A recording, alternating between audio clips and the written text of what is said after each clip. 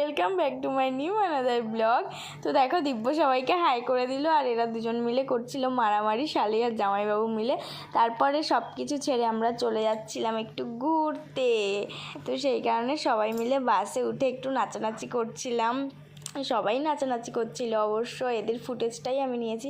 আর এই যে আমার বরকে বললাম একটু হাই করে দাও, ও হাই করেই শেষ।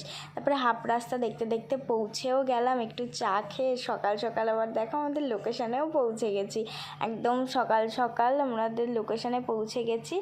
আর আমরা কোথায় এসেছি সেটা তোমরা কিছুক্ষণ পরেই বুঝতে পারবে। তারপরে ফ্রেশ হয়ে সবার লেগেছিলো খুবই খিদে, এই কারণে চলে এসেছিলাম আমরা একটু কিছু খেতে। আর লুচিগুলো এত বড় বড় ছিল, খেয়ে শেষই করতে পারছিলাম না। তারপরে দেখো আমরা দুজন ম্যাচিং করে রেডি হয়ে বেরিয়ে পড়েছিলাম একটু ঘুরতে।